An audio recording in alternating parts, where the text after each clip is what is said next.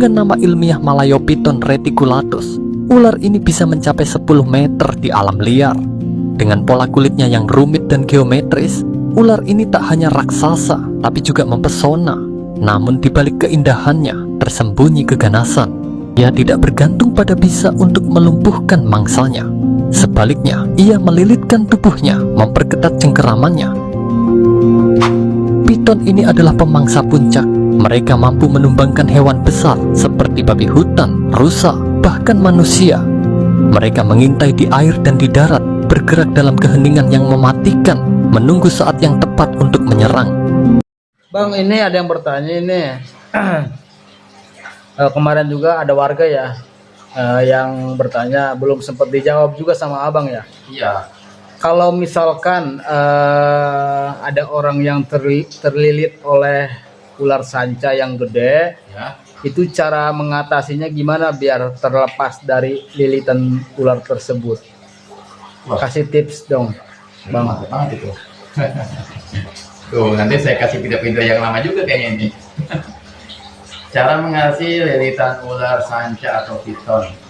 Yang berukuran jumbo. Ya, yang ukuran mungkin kita tidak bisa makannya ya. Ukuran lumayan 3 meter, 4 meter dan sebagainya itu sebenarnya ada triknya sih ya.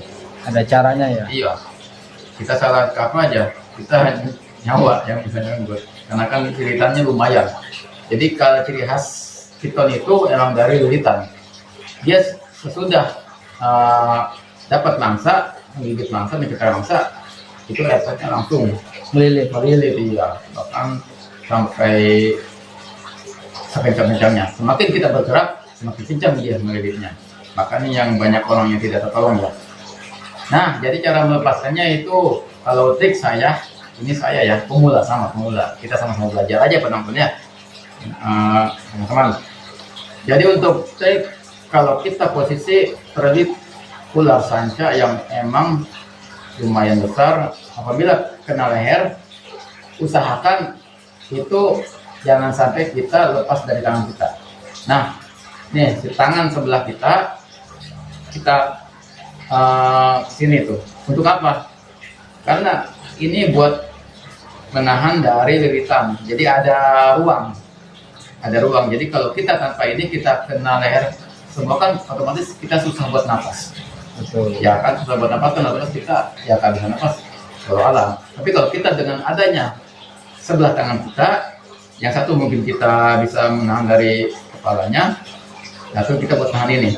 Nah, ini buat penolong kita buat meronggakan ini. Nah, mungkin yang misalkan si palanya menggigit yang lain atau anggota tubuh kita yang lain. Nah, tangan yang satu ini kita manfaatkan. Ini kita bisa pelan-pelan, kita bisa bikin ruangan ya, buat kita bisa napas gitu. Tangan satunya kita ambil buntutnya aja, ekornya. Ya, karena kan kuncinya itu dari ekornya. Oh, dari ekornya. Iya, dia langsung muncul dari ekornya. Jadi kalau kita bisa melepaskan ekor, kita bisa langsung mengembalikan si lilitan itu pelan-pelan ya, pelan-pelan. Jadi kalau dia itu semakin banyak gerakan, semakin pincang. Nah, si ekor itu, gitu. Nah, bagaimana kalau misalkan anggota yang lain, misalkan kayak kaki pun sama. Kalau kaki kita jangan sampai dua-duanya. Ini memang kita satu kaki. Nah, si ular itu biar ngelilit satu kaki kita aja. Biarkan yang ini melilit ke badan dan kaki. Nah, sebelahnya kita buat pergerakan. Gitu, pergerakan biasa kita menahan si lilitan ini. Gitu. Jadi inilah triknya. Jadi tangan kita ini sebelah supaya ada ruangan, kita jangan sampai kita kena leher, karena kan lumayan banyak yang meninggal itu karena kan nggak bisa nafas karena lilitannya udah besar ya, kameramen ya. Iya, betul. Gitu. Itu kalau kita posisi darurat untuk sendiri. Kalau yang banyak kawan, kita bisa dibantu sama kawan gitu. Usahakan ya kita hindarkan dari lilitan pada leher. Itu aja sih. Trik saya mah. Kalau saya dulu gitu, bahkan saya sampai kena sambaran pun pernah. Oh, jadi intinya bila terlilit oleh ular sanca atau piton tersebut yang berukuran jumbo, jadi yang kita pikirkan itu ekornya ya. Ya, ekor Jadi pokok utamanya dari ekor ya bang ya? iya. Oh gitu. Terus bang, kalau misalkan kita tergigit itu oleh sanca tersebut, itu cara melepaskannya gimana bang ya? Itu kan yang saya tahu gigitannya itu sangat kuat bang. Lumayan ya. Iya. Giginya pun dia gigi aglipa. Bukannya abang dulu pernah ya tergigit ya? Lumayan. Ya. Iya. Makanya tolong kasih tahu tipsnya kepada sahabat gimana caranya bila tergigit ular sanca biar terlepas dengan sendirinya atau gimana gitu bang. Ya, kalau untuk gigitan ya, itu kadang dia tidak bisa menentu. Dia kalau ular sanca, dia menggigit sambil melilit itu kalau mangsanya belum musnah, dia masih terus melilit dan menggigit. Bagaimana cara melepaskannya? Saya dulu pernah ada kisahnya tahun-tahun yang lalu itu, yang udah lama banget ya. Saya pernah di sini kegigit itu hampir 15 menit. Lama ya bang? Lumayan. Itu namanya cairan merah itu udah nggak bisa berhenti.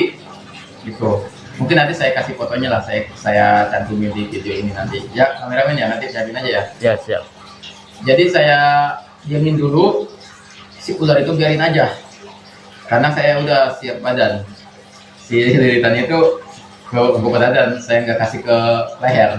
Gitu. Dia ngejekram, langsung masuk semua, seluruh tangan habis pokoknya digopok sama dia. Nah, saya diamin selama dia kuat. Dia langsung lepas apa enggak, ternyata dia langsung mencekram sampai melilit. Itu.